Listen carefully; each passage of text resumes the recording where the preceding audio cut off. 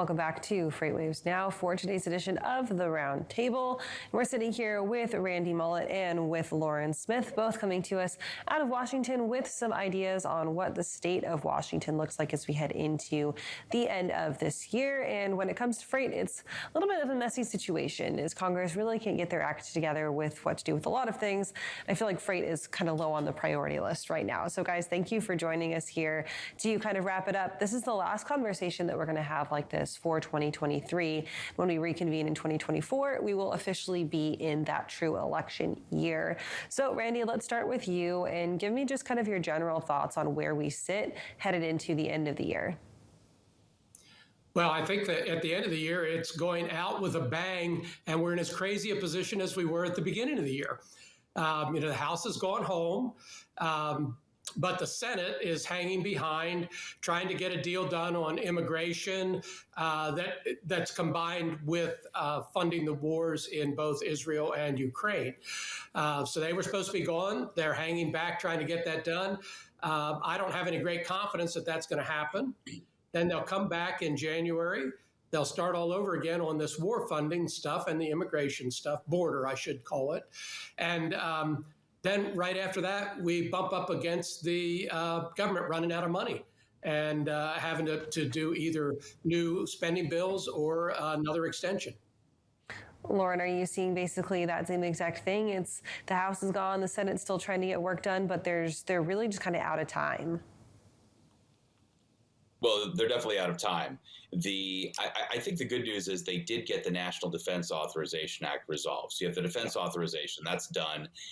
There are some provisions there that are relevant to things like the Coast Guard and port security that we think of in terms of freight. So very important there. So I'd say a little bit of a positive note at the end of the year of what Randy notes has been a pretty crazy, just nutty year on Capitol Hill in Washington. I think that the war funding issue, compromise is going nowhere. I think that Congress is not going to get a deal on border security, plus Ukraine aid, plus Israel aid. Plus Taiwan is also in the mix there too. But I think that whole package is going to collapse and go nowhere. And I think that that actually may end up putting Congress in a mind to finish up the FY24 appropriations by the end of January. And so I'm somewhat optimistic there. It feels like a good egg nestled in a very, very full basket for Congress coming back after the holiday season.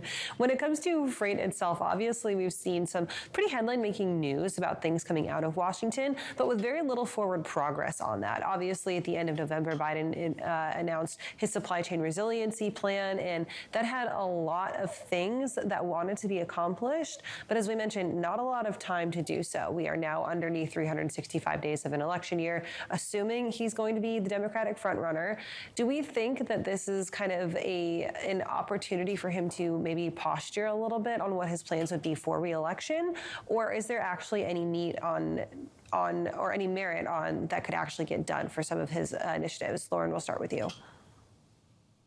Yeah, no, I think that the Biden administration is definitely trying to project a focus on the supply chain, and what President Biden did was sort of the next step following the FLOW initiative. Freight Logistics Optimization Works is the acronym, because in Washington we love our acronyms.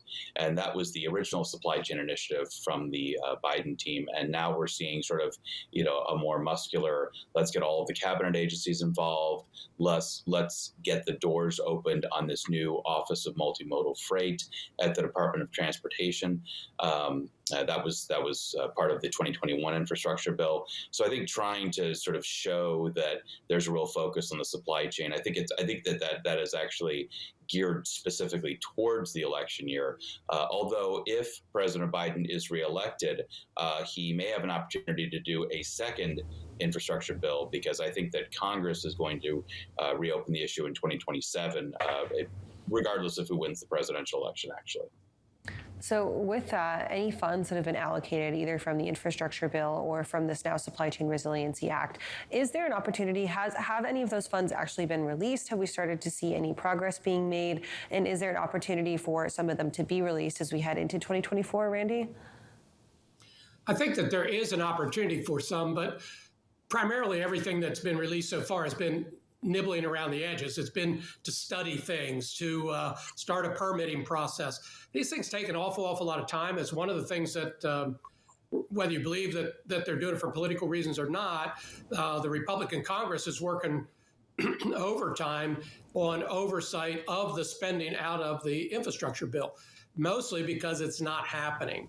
Lauren said in his last thing that part of the Office of Intermodal intermodal freight is just getting up and running. You know, they're working hard to get that up and running. That bill was passed in 2021.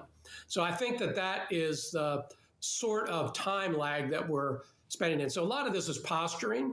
If I recall, the first report is due from the flow upper management, for lack of better terminology, in this their new logistics and freight program in 18 months. Well, Biden's out of office in 18 months. So there's a lot of time delay in getting these things done, but he has to posture it right because there's a lot of money there that's going to be used for something.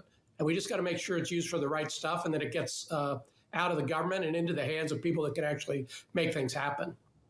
So that's kind of an overview of what's going on from the executive level. But if we go down a little bit into the actual House, Senate, the Congress itself, and look at some of the subcommittees, there's lots of things that are still continuing to happen on a lower level for a lot of rulemakings going on with some of our offices. We've seen some hearings going on from the FMCSA as recently as last week, talking about speed limiters, talking about some other provisions and some other rulemakings.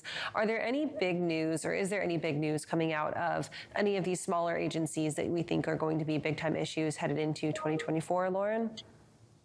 Oh, yes. I think the regulatory stories are probably the most impactful policy question when you think about the election year. So something like speed limiters, I think, is probably going nowhere if the Republicans win the White House next year. And in fact, I believe that some of these rules, like are not slated to get to land until after May of next year, and so that would bump up against a Congressional Review Act deadline, which would allow Congress to reverse some of those rules.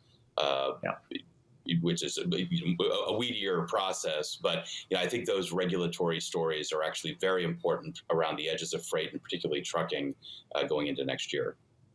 Randy, what about your thoughts? Obviously, speed limiters are one thing. We've had talks about truck parking funding. We've had talks about restrictions on other types of employment applications. We've had talks about double brokering and fraud and all kinds of things pop up. What do you think has actual legs to run in 2024 as far as priorities go for Congress?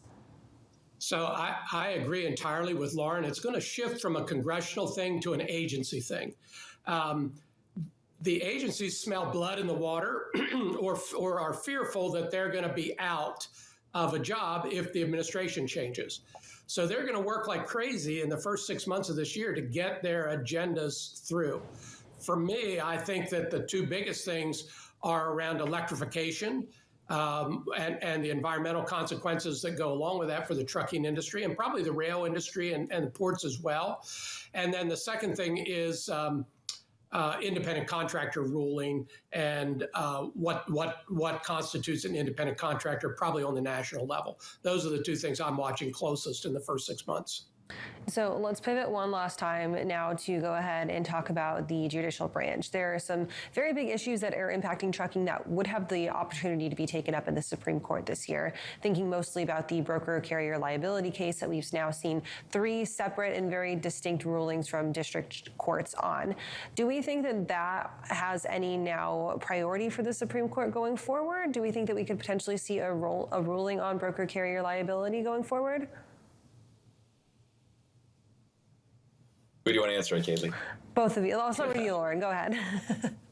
So you're absolutely right. The Supreme Court is going to have a lot to say about regulatory policy. 2 principles here. One is that the Supreme Court is moving to roll back a 1984 decision called Chevron, which awarded additional deference to regulatory agencies. It basically said, look, a law was passed, the regulators in charge of enforcing it, they probably know what they're doing. And it sort of created a high bar for someone to object or say, well, wait, the regulator is not doing the correct cost benefit analysis or is stretching the language in the statute. And so because of that, the Supreme Court, again, is going to trim that level of deference that's awarded to regulatory agencies. Probably not do away with it completely, but probably trim it back in some notable way. And so that's going to affect a lot of regulatory actions and probably a lot of the more sweeping ones. And Randy correctly flags the environmental issue. I mean, that's really the number one issue, I think, across the freight industry.